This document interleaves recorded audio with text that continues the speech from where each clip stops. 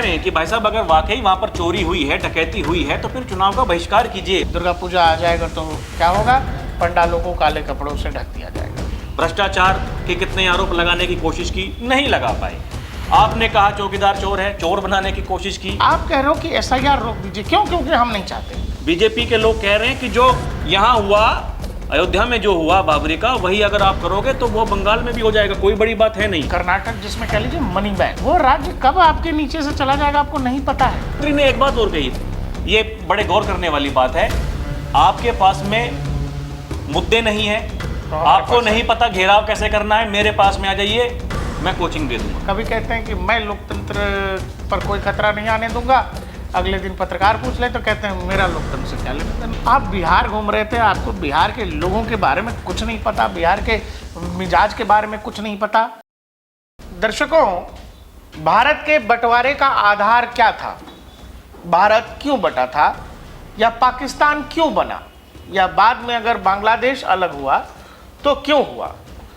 इसका जरा सवाल हम इसलिए पूछ रहे हैं, आपको समझ आएगा, हमें कमेंट सेक्शन में बताइएगा अगर जवाब आपके समझ में आए, क्योंकि जो असल समस्या है लोग उस पर बात करने को तैयार नहीं है। SIR की घोषणा के साथ ही बंगाल से मुर्शिदाबाद, मालदा, उत्तरी दिनाजपुर, ये जो तमाम जिले जो बांग्लादेश से सटे हुए हैं, लोग वहाँ से खुद ब खुद भागने लगे। ऐसी ऐसी जगह राहुल जी, जहाँ पर अगर आप शाम को निकल जाएं तो आदमी एक दूसरे से टकराए हर रास्ते पर। इतनी आबादी जहाँ पर हो, वो इलाके सुनसान हो गए हैं। कई कॉलोनियाँ, कई झुग्गी बस्तियाँ, गांव के गांव खाली हो गए। लोग कहाँ गए किसी को नहीं पता। बताया जा रहा है कि एक बड़ी संख्या बांग्लादेश वापस लौट गई है। इसमें एक बड़ी संख्या उन लोगों की है जो लोग आए कभी बांग्लादेशी होकर, बाद में वहीं बंगाल में शादी किया, ससुर जी का नाम पिताजी की जगह लिख लिया और अब उस SIR वाली लिस्ट में है। और अब जब खोज पड़ताल हो रही है तो वहाँ पर आय तौबा मची हुई है और कहा जा रहा है कि बंगालियों को निशाना बनाया जा रहा है। सबसे अजीब बात यह है कि हम इस देश में रह रहे हैं, कोई भी देश और कोई भी जिम्मेदार नागरिक ये क्यों चाहेगा कि आपके देश की वोटर लिस्ट में पाकिस्तान का नागरिक, बांग्लादेश का नागरिक, म्यांमार का नागरिक वोट दे रहा हो सकता है म्यांमार, रोहिंग्या जो हैं, इस देश के विस्थापन की एक समस्या है कि भाई कैसे उठा करके फेंक दें, एक ह्यूमन क्राइसिस है। लेकिन फिर उनको इस सिस्टम का हिस्सा क्यों बना रहे हो भाई? वो अपने देश में प्रताड़ित हुए, भारत में आकर के शरण लिया हुआ है, लेकिन उस शरण में जो लोग उनके आधार कार्ड बनवा रहे हैं, पैन कार्ड बनवा रहे हैं, वोटर कार्ड बनवा रहे हैं, वो किस मंशा से करवा रहे हैं? अब इस देश में तमाम बातें SIR पर लोग कर रहे हैं, लेकिन केवल एक SIR की घोषणा से जो बांग्लादेशी 20 साल, 25 साल, 30 साल से बंगाल में रह रहा है, भारत में रह रहा है, महज एक घोषणा भर से जब वो बांग्लादेश जा रहा है तो इस देश में घुसपैठ की समस्या है या नहीं? बंगाल में बताया जा रहा है राहुल जी, कम से कम 40 लाख वोट कटेंगे, और ये वो वोट हैं या तो फर्जी हैं, या तो लोगों की मृत्यु हो गई है, और या तो लोग विस्थापित हो गए हैं। लेकिन राज्य की सरकार आंखों के सामने से जो घुसपैठिए जा रहे हैं उस पर एक शब्द नहीं बोल रही है। BSF रोज 150 से 200 लोगों को बांग्लादेश चेक करके भेज रही है, उस पर एक शब्द नहीं है, घुसपैठिए पर एक बात नहीं है, लेकिन कह रहे हैं SIR को तत्काल प्रभाव से रोको। राहुल जी बताइए क्या है कहानी? अब तो चुनाव आयोग ने मानदेय भी दोगुना कर दिया है BLOs का, कह रहे हैं BLO आत्महत्या कर रहे हैं, इसीलिए रोक दीजिए। आज भी हमने देखा चुनाव आयोग में, मतलब कलकत्ता में चुनाव आयोग के बाहर जाकर के कैसे जो BLO प्रदर्शन कर रहे थे। तो बड़ी बात यह है दर्शकों कि वो क्यों प्रदर्शन कर रहे हैं। ऐसा नहीं है कि जैसा कि उनके मुताबिक भाई इतना सारा दबाव है। देखिए, सरकारी कर्मचारी हैं और जो जितने भी कर्मी हैं वो जब भर्ती होते हैं तो फिर उनसे ये कहलवाया जाता है, या ये नियम में है, उनको ये कहना ही होता है कि जब वो शपथ ले रहे होते हैं कि जी हमको आप कहीं भी किसी ड्यूटी में लगाओगे हम करेंगे, दिन रात काम करने के लिए तैयार हैं, उसी बात का पैसा मिलता है, तनख्वाह उसी बात की मिलती है। देखिए, ज़्यादा हो सकता है, उसको क्या करना है कि किसी को कैश रिवार्ड देना है या फिर किसी को इंसेंटिव देना है या फिर किसी को कहीं घूमने के लिए भेज देना है। जैसे कि मैं देख रहा था कि अभी यहाँ पर गाजियाबाद में यहाँ के डीएम हैं, उन्होंने बहुत सारे जो बीएलओ उनके ऊपर एफआईआर भी दर्ज करवाई और बहुत सारों को ये विकल्प दिया है। अच्छा काम अगर आप करोगे। दर्शकों को बताइए कि भाई काम का दबाव हो सकता है, लेकिन क्या ये काम का दबाव आपके ऊपर पूरे साल भर है कि थोड़े समय के लिए? नहीं, जितने लोग कर रहे हैं, सबसे बड़ी बात तो ये है कि कितने लोग हैं, कितने लोग ऐसे हैं, क्या उनकी मानसिकता है, किसके दबाव में है, क्या है क्या नहीं। क्योंकि देखिए जो शुभेंदु अधिकारी हैं, नेता विपक्ष हैं पश्चिम बंगाल में, वो तो ये कह रहे हैं कि टीएमसी पार्टी उन पर दबाव डाल रही है। और अभी तक ये आरोप लगते आए हैं बंगाल में, जब भी चुनाव होता है तो फिर टीएमसी पार्टी के जो काडर है उनका, वो यही करता है, लोगों को डराता है। उनमें सरकारी कर्मचारी भी हो सकते हैं, उनमें आम जनता वो भी हो सकती है जो वोट डालती है। अब यहाँ आते हैं, नई दिल्ली तक एसआईआर आ गया। एसआईआर कई राज्यों में हो रहा है, लेकिन नई दिल्ली में इसकी गूंज उठी क्योंकि संसद का शीतकालीन सत्र वो शुरू हो गया आज। प्रधानमंत्री नरेंद्र मोदी ने मीडिया से बात करते हुए सबसे पहले ये कहा कि यहाँ ये ड्रामेबाजी नहीं चलेगी, यहाँ आपको डिलीवरी देनी पड़ेगी। कहने का मतलब ये है कि ये नाटक कब तक करते रहोगे, कब तक? आम जनता इसको नहीं मान रही है। बिहार से नाटक शुरू हुआ, वोट चोरी, वोटों की डकैती, लेकिन क्या हुआ? बिहार की जनता ने वहां रिकॉर्ड बना दिया, इतने वोट डाल दिए। आज तेजस्वी यादव ने शपथ भी ले लिया। हाँ, बताइए, अगर वहां वोटों की चोरी हुई है तो फिर भैया नेता विपक्ष के रूप में क्यों शपथ ले रहे हैं? आप मत लीजिए ना, क्या दिक्कत है? आप कहिए कि चुनाव का बहिष्कार कीजिए। उनको मुख्यमंत्री ही बनना था, लेकिन पता नहीं क्यों नेता विपक्ष का क्यों ले रहे हैं, नेता विपक्ष का वो। और एक वो तो बकायदा शपथ ग्रहण का वो लोग तो ये सवाल पूछ रहे हैं, कह रहे हैं कि भाई साहब अगर वाकई वहां पर चोरी हुई है, डकैती हुई है, तो फिर चुनाव का बहिष्कार कीजिए। और अभी तक कोई आपत्ति दर्ज नहीं हुई है। 45 दिन का समय होता है, दर्शकों ध्यान रखिएगा। 45 दिन में कितने दिन बीत चुके, कितने दिन बाकी रह गए हैं, कितने चैलेंज करेंगे भाई? अभी नतीजे आए हैं, मांगो सीसीटीवी, मांगो फर्जीवाड़ा उजागर करो। ये जो राहुल गांधी कह रहे हैं प्रोसेस है, चल रहा है, जन जी को बता देंगे, एकदम बता देंगे। अरे भाई 45 दिन तक चुनाव आयोग उस डाटा को रखता है, उसके बाद डिलीट करता है। आप 45 दिन के बाद 46वें दिन डाटा मांगिए तो नहीं देगा चुनाव आयोग। नियम है, नियम को चैलेंज कैसे करोगे? सबसे बड़ी बात ये, नियम को अभी समय है तो मांग नहीं रहे हैं, टीएमसी के लोग नहीं मांग रहे हैं। अरे अखिलेश यादव ही मांग लेते हैं। एसआईआर जो हो रहा है भैया, चुनाव आयोग ये ऐसा नहीं है कि पहली बार करा रहा है, पहले भी करा चुका है। लेकिन समस्या है कि जो मुद्दा है नहीं जमीन पर, उस मुद्दे को लेकर के आपको दबाव बनाना है। अब देखिए, यहाँ जो कहा प्रधानमंत्री ने कि ड्रामेबाजी करने के लिए यहाँ पर आते हैं, ड्रामेबाजी शुरू हो गई। लोकसभा शुरुआत में जैसे ही सदन में पटल की कार्यवाही जो शुरुआत हुई और तुरंत स्थगित हो गई। क्या मतलब है? ये दर्शकों समझने वाली बात ये। प्रधानमंत्री ने एक बात और कही, ये बड़े गौर करने वाली बात है। आपके पास में मुद्दे नहीं है, तो आपको नहीं पता घेराव कैसे करना है, मेरे पास में आ जाइए, मैं कोचिंग दे दूंगा। एक और बड़ी बात देखो, उसमें उन्होंने कहा कि भाई जिन राज्यों में आपकी सरकार है, उन राज्यों में आपके खिलाफ इतनी एंटी इनकम्बेंसी है, वहां आप नहीं जाते हो और राज्य की पॉलिटिक्स जो है संसद में बैठ के करते हो। राहुल जी, हम लोग तो कोई दावा नहीं करते, हम लोग तो कहते हैं भाई साधारण पत्रकार हैं। ये जितने बड़े बड़े कलाकार घूम रहे थे बिहार में, सरकार बना रहे थे, हवा चला रहे थे, आंधी बहा रहे थे, पहले दिन से डीएनपी कह रहा था कि एसआईआर कोई मुद्दा ही नहीं है। हम लोग तो गांधी मैदान में बैठ के कह रहे थे, लगातार कह रहे थे, क्योंकि नहीं था मुद्दा।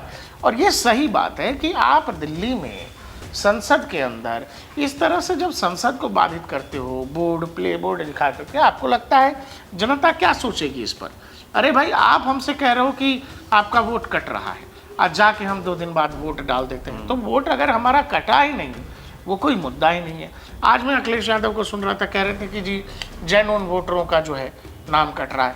अब अखिलेश यादव जाकर के दे दें सुप्रीम कोर्ट में। नहीं, वोट अगर कट रहा है तो उनके बीएलए क्या कर रहे हैं, वो क्यों कटने दे रहे हैं? वही तो कहा चीफ जस्टिस ने कहा कपिल सिब्बल को कि अरे कपिल सिब्बल भाई, ये सब तो ठीक है, ये अगर वोट कटना मुद्दा है, हम लोगों को भी चिंता थी, बिहार में बड़ा वोट कट रहा है, हम लोगों ने बाकायदा टीम भेजी, एक आदमी सामने नहीं आया कि जो बोल रहा हो कि मेरा वोट जो है गलत तरीके से कटा हो, गलत तरीके से कटा हो। आपने डॉक्यूमेंट नहीं दिया, आप कहीं चले गए, आप मौजूद नहीं थे, ये अलग विषय है, लेकिन वो बाकायदा कहा गया, सुप्रीम कोर्ट की तरफ से कहा गया कि आप लोग एसआईआर पर इतना बवाल कर रहे हो, कहीं कोई मिल नहीं रहा है जो आज तक आपत्ति करे। यही बात बंगाल में हो रही है। राहुल जी, 40 लाख इनिशियल आंकड़ा है। अब एक और चीज़ जो आप कह रहे थे, देखो मुद्दों की समझ जो राहुल जी कह रहे थे, एक तरफ आप कह रहे हो कि देश में वोट चोरी बड़ा मुद्दा है, बिहार में इतिहास का सबसे बड़ा मतदान प्रतिशत बिहार के लोग कर देते हैं। आप वही बात बंगाल में कह रहे हो कि बंगाली अस्मिता के खिलाफ केंद्र सरकार जा रही है। अरे भाई, बंगाली ने 90% बंगालियों ने फॉर्म भर के जमा करके फॉर्म डिजिटाइज हो गया, फॉर्म इलेक्शन कमीशन के वेबसाइट पर चढ़ गया। आप कह रहे हो कि बंगाली अस्मिता के खिलाफ है, उधर बंगाली दबा के फॉर्म भर रहा। तो ये चीज क्या आपको नहीं समझ में आ रही है? या फिर एक और चक्कर है राहुल जी, क्या जनता के बीच विश्वसनीयता का संकट हो गया है? क्योंकि एक नेता है जो शायद 10-20%, जिसमें प्रधानमंत्री कट्टा, गाना, मानव शिक्षक के गोली टाइप की बातें इलेक्शन वगैरह में करते हैं, लेकिन अगर आप 80% भाषण देखो तो 80% भाषण क्या होता है? विकास होता है, भविष्य की योजनाएं होती हैं, राज्य की प्रगति या इलाके की प्रगति, उस क्षेत्र की प्रगति कैसे होगी, यही होता है। 2047 तक भारत कैसे आगे बढ़ेगा, ये होता है। आप अगर विपक्ष के नेताओं की बात करो, उनके भाषण को ही अगर आप पकड़ो, तो केवल और केवल बैशिंग होती है प्रधानमंत्री की, बीजेपी की। आप क्या करेंगे, आप क्या कर सकते हैं, आपने अपनी सरकार में क्या किया। अगर आप इसको कैटेगरी बांटेंगे तो इसमें 50 से 60% ये निकल जाएगा कि प्रधानमंत्री को गाली गलौज, उल्टी सीधी भाषा का प्रयोग, यही किया जाता है। और ये जो निगेटिव वो हो रहा है, जो पब्लिक की इमेज में जाता है कि यार सामने वाला काम बता रहा है, आपके पास बताने के लिए कुछ नहीं है। जब आप राम मंदिर को गाली दे रहे हो, अयोध्या को गाली दे रहे हो, तो अगला फिर आपको एक्सपोज करता है, उसके पास अपना तरीका है। और यही सब हो रहा है। क्या बंगाल में भी यही चूक कर रही है ममता बनर्जी जो विपक्ष ने बिहार में किया? देखिए, अभी आपने कहा कि 80% जो उनके भाषण होते हैं वो देश के विकास के रूप में होते हैं, और जो मतलब सरकार ने अभी तक किया है वो गिनवाते हैं, वो क्षेत्र हो, वो राज्य हो, वहाँ का जिला हो, उसके बारे में वो बात करते हैं। लेकिन ये 20% जब इस तरह का नैरेटिव जो विपक्ष के तरफ से चलाया जाता है, ऐसी विभाजनकारी, विखंडनकारी राजनीति जब की जाती है, तो फिर उसके कटाक्ष के लिए वो सामने से बातें होती हैं। दर्शकों, बड़ी बात यह है, जो समझने वाली बात यह है कि एक तरफ एक मिशन, एक विजन है, और एक तरफ केवल जेन जी को सड़कों पर उतारने की बात हो रही है। इसके अलावा और कुछ नहीं है। क्या आप उतर जाइए? राहुल गांधी से कितनी बार जो मीडिया बंधु हैं बात करने के लिए जाते हैं, वो क्या कहते हैं? हमने एटम बम फोड़ दिया, हम फुलझड़ी बीच में लेकर के आए, हमने वो भी फोड़ दी, फिर हम हाइड्रोजन बम लेकर के आए, हमने वो फोड़ दिया, अब हम बड़ी प्लानिंग कर रहे हैं, हमारे जो टीम, उनके जो वर्कर हैं वो बड़ी तैयारी कर रहे हैं, अब की बार तो पता नहीं क्या हो जाएगा। अब तक क्या हो गया? सवाल यह है कि अब तक क्या हो गया और आपने क्या पाया? ये भी बात है। देखिए, वही बात है, 3 राज्यों में राहुल गांधी के मुख्यमंत्री हैं उनकी पार्टी के। आप मुझे एक राज्य का उदाहरण ऐसा बता दीजिए कि वो ये कहते हो, देखिए भाई साहब, हमने वहां पे करके दिखा दिया और हम ये, हमारी सरकार यहां बनेगी, हम यहां भी करके दिखा देंगे। कुछ है ऐसा? कुछ नहीं है। उल्टा क्या करते हैं? प्रधानमंत्री को केवल ये टारगेट करने के लिए उनके ऊपर तरह तरह की बातें करते हैं। देखिए, क्या कुछ नहीं इन्होंने करने की कोशिश की। भ्रष्टाचार के कितने आरोप लगाने की कोशिश की, नहीं लगा पाए। आपने कहा चौकीदार चोर है, चोर बनाने की कोशिश की, क्या हुआ? विपक्ष में रहे नेता विपक्ष भी नहीं बन पाए। अब की बार जनता ने ये सोचा, देखिए बहुत सारी ऐसी बातें हैं, लोकसभा 2024 के चुनाव के बारे में बहुत तर्क दिए जाते हैं। कोई कहता है बीजेपी में अंदरूनी कलह थी, कोई कहता है संघ के साथ में बेहतर संबंध नहीं थे, वो समन्वय नहीं बन पाया। लेकिन समस्या ये है कि जनता ने ये चाहा कि विपक्ष को मजबूत होना चाहिए। भाई, विपक्ष कम से कम इतना मजबूत तो हो कि अपनी बात रख सके जाकर के। राहुल जी खुलेआम झूठ बोलेगा क्या? ये तो बताइए। हाँ, संसद से बड़ा मंच कोई हो सकता है क्या? लेकिन संसद नहीं चलने दे रहे हैं। क्या मांग क्या कर रहे हैं? एसआईआर पर बहस होनी चाहिए। तो एसआईआर केंद्र सरकार करा ही नहीं रही है। वो क्या बहस करेगी? कमीशन कराता है भाई, वो क्या तर्क देंगे? जाइए इलेक्शन कमीशन से पूछिए। और ऐसा नहीं है कि पहली बार हो रहा है, पहले भी हुआ है। लेकिन आप कह रहे हो कि एसआईआर रोक दीजिए, क्यों? क्योंकि हम नहीं चाहते। हाँ, तो चाहने ना चाहने से थोड़ी कुछ हो जाता है। बताइए, आप चाहने ना चाहने से ऐसा राहुल गांधी ने चाहा भैया इस देश में एसआईआर नहीं होनी चाहिए। क्या राहुल गांधी के चाहने से सरकार उनकी बात मान लेगी? जो देश हित में है वो काम होंगे। देखिए, नीति का विरोध आप कर सकते हैं, लेकिन उसकी भी एक सीमा होती है। अब एक और चीज, जैसे डिसीजन मेकिंग क्या चीज होती है। राहुल गांधी की तरफ से कहा गया है, मतलब जो लोग बताते हैं, कांग्रेस कवर करने वाले लोग, कि भाई जब डील हुई कर्नाटका की, कहा गया कि डीके आप रुक जाओ 2.5 साल, आप बन जाइए, सिद्धारमैया जी रहेंगे, 2.5 साल के बाद, नवंबर में मियाद पूरी हो गई, 2.5 साल के बाद डीके बन जाएंगे। आज ये हिम्मत या इतनी ताकत जो सो कॉल्ड कहते हैं कि आला कमान है कांग्रेस का, क्या उस आला कमान में इतनी ताकत है कि सिद्धारमैया जैसे नेता को कहे कि भाई आप स्टेप बैक होइए, डीके को बनना है? क्यों? क्योंकि हमने बोला हुआ है। इतनी हिम्मत नहीं है, इतना ताकत ही नहीं बचा। कुल मिला के राहुल जी, आप 3 कह रहे हो, हिमाचल तो मान लीजिए छोटा राज्य है, 2 राज्य है, कर्नाटक जिसमें कह लीजिए मनी बैग, नहीं छोटा राज्य है, कम से कम वहां तो करके दिखा देते। मनी बैग, वो राज्य कब आपके नीचे से चला जाएगा आपको नहीं पता है। और ये ब्रेकफास्ट पॉलिटिक्स से कुछ होता नहीं है। क्यों किया जा रहा है ये? क्योंकि मैसेज दिया गया कि देखिए जी, अभी हम इस पर कुछ नहीं कर रहे, अभी 2-3 महीने तक वेट कर लेते हैं, आप लोग आपस में देखो क्या कर सकते हो। तो वो जो फोटो ऑफ हुआ है वो इसलिए क्योंकि डीके शिव कुमार को ये कहा गया है कि आप थोड़ा सा इंतजार कर लीजिए। सिद्धारमैया की तरफ से ये कहा गया कि आने वाला जो बजट सत्र है उसमें मैं बजट पेश कर लूँ, उसके बाद हम लोग देखते हैं।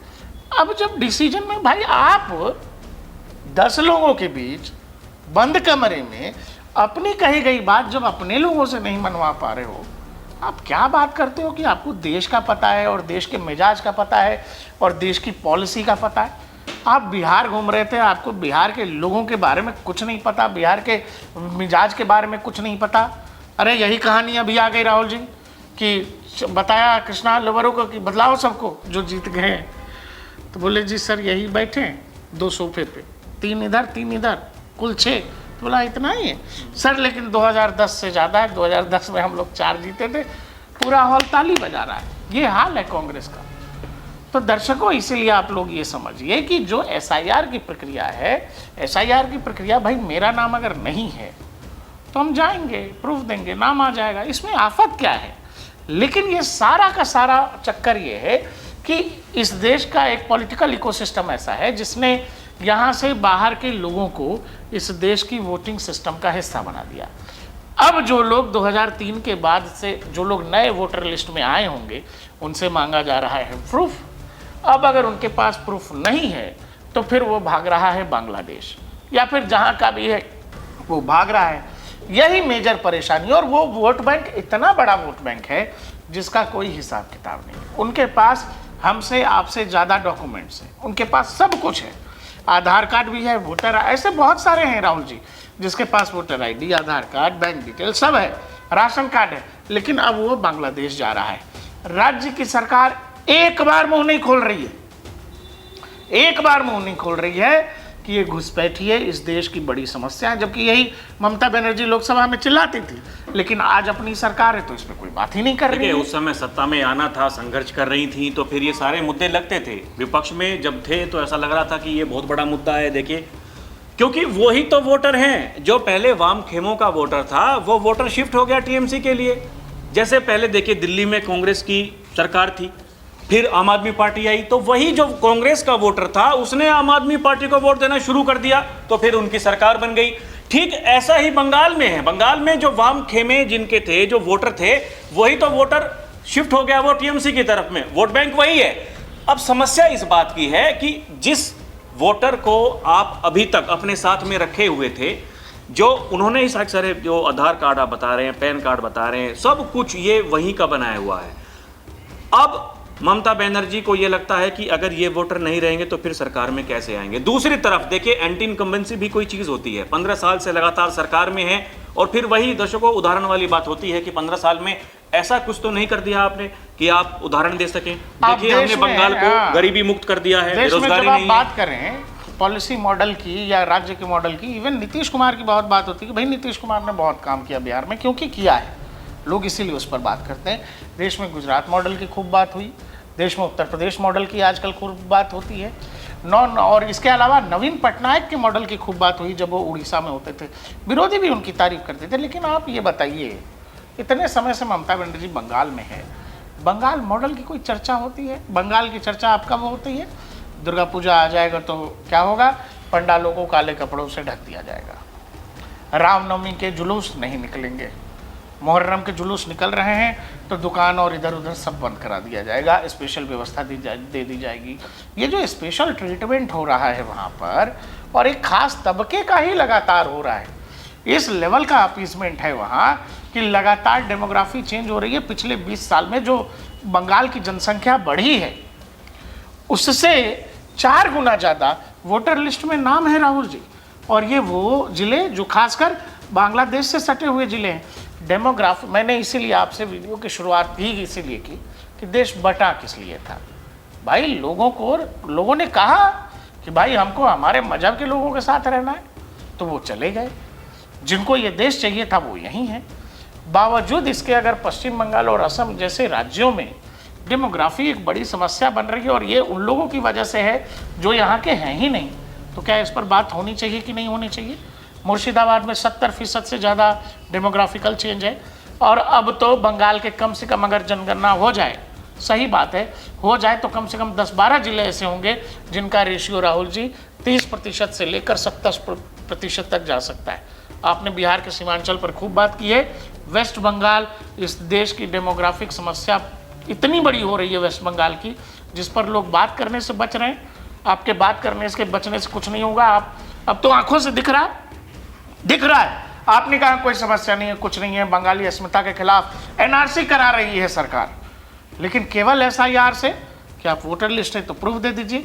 लोग खुद ही बिल से निकल करके वापस जा रहे। कह तो रहा हूँ, मोहल्ले के मोहल्ले, मार्केट के मार्केट, जिन मार्केटों में लोग अगर चलें पैदल शाम में तो एक दूसरे से आप टकरा रहे हैं, वो इलाके के इलाके आज सन्न पड़े हैं, कोई नहीं है वहाँ पर। तो जाएंगे वो क्यों? उनको पता है ना कि हमने कुछ गलत काम कर रखा है। बिहार में कितना लोग ये कहते रहे क्यों नहीं सड़कों पर उतर रहे हैं, आपका खून कब खोलेगा, देश का जेनजी कब जागेगा। लेकिन क्या हुआ, उन्हें देखे जो लोग सड़कों पर नहीं आए इतने कहने के बावजूद उनको पता था कि कुछ ना कुछ तो गड़बड़ है। गड़बड़ थी इसीलिए नहीं, अगर सही होते, अगर किसी का सही नाम कटा होता तो लोगों ने आपत्तियां दर्ज की हैं। ऐसे लोग जिनके नाम नहीं कटने चाहिए थे उनके कट गए, बाद में उनके जुड़ गए। लेकिन जिनको पता है कि भैया गलत है पहले से ही, कुछ होगा नहीं, कुछ कर नहीं सकते, तो फिर वहां कुछ नहीं हो सकता। केवल मूर्ख बनाने के लिए आप ऐसे लोगों को कहते रहेंगे सड़कों पर उतर जाइए, यहाँ झंडे लेकर के आप संसद में पहुंच जाएंगे, देखिए एसआईआर नहीं होना चाहिए, इतने लोगों को दिक्कतें हो रही हैं, परेशानियां हो रही हैं।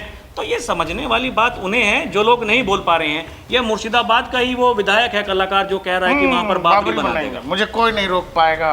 तो दुनिया की कोई ताकत आप बताइए, यहाँ एक दिन हम 40% ज्यादा हो जाएंगे। हाँ, किसी और राज्य में बताइए ना, किसी और राज्य में कोई चुनी हुई सरकार का विधायक ये कह सकता है क्या? उस बाबर के नाम की मस्जिद जो यहाँ पहले ही वो राम मंदिर वहां बन चुका, जिसके ऊपर पूरा का पूरा ये जो ड्रामा चल रहा था कि आज तक आप क्या कर रहे हैं क्या नहीं कर रहे हैं, देखिए उसी को लेकर के तो राजनीति की जाती है।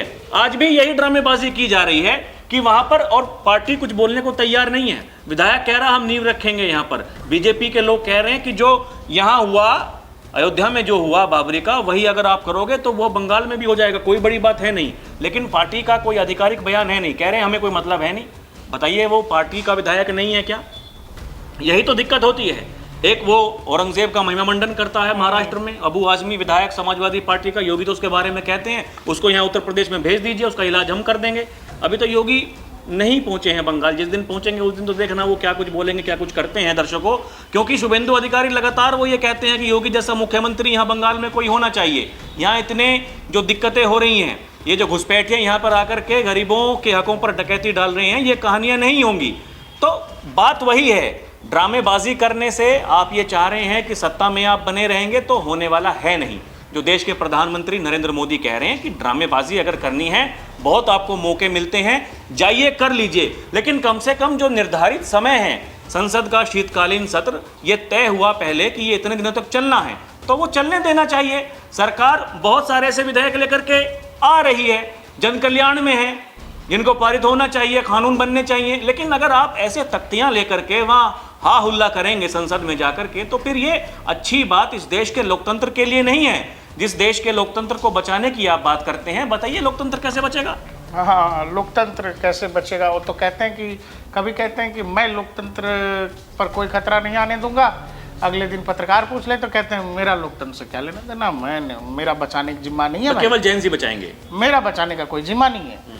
दर्शकों, एक चीज़ समझना, लोकतंत्र में सिंपल है, जनता के जनादेश का सम्मान होना चाहिए, और जनता का जनादेश जो हो उस पर आपको विचार भी करना चाहिए। आप जीत रहे हैं या हार रहे हैं, जीत रहे हैं तो भी स्वीकार करिए, हार रहे हैं तो आत्मचिंतन करिए। दिक्कत यह है इस देश के विपक्ष के साथ कि 2024 के चुनाव को उसने हाथ खोल कर एक्सेप्ट किया, लोकसभा चुनाव को। लेकिन जब महाराष्ट्र, हरियाणा, दिल्ली, बिहार जैसे राज्यों के नतीजे आए, अब वो फिर उसी मूड में है जिस मूड में 2024 से पहले था। वो कुछ भी एक्सेप्ट करने को तैयार नहीं है, ना अपनी गलती, ना अपनी बदजुबानी। आप बिहार चुनाव ही ले लीजिएगा ना, तो ऊपर से नीचे तक आपको कई कारण मिलेंगे। उसमें एक बड़ा कारण मिलेगा विपक्षी नेताओं की बदजुबानी, बड़बोलापन। एक बड़ा कारण रहा जो बिहार में इतनी बड़ी शिकस्त मिली, बावजूद इसके आत्मचिंतन करना नहीं है। बार बार जनता के जनादेश पर ही सवाल उठा देना है कि ईवीएम से चोरी हो गई, तो इलेक्शन कमीशन ने चोरी करा दी, तो एसआईआर से जो वोट कटे इस वजह से बीजेपी जीत गई। आप ये बताइएगा कि ये जनता के जनादेश का सम्मान है कि अपमान है? और हाँ, उस पहले सवाल का जवाब जरूर दीजिएगा, देश बटा किस आधार पर था। देखते रहिए DNP इंडिया, हर खबर भरोसे के साथ।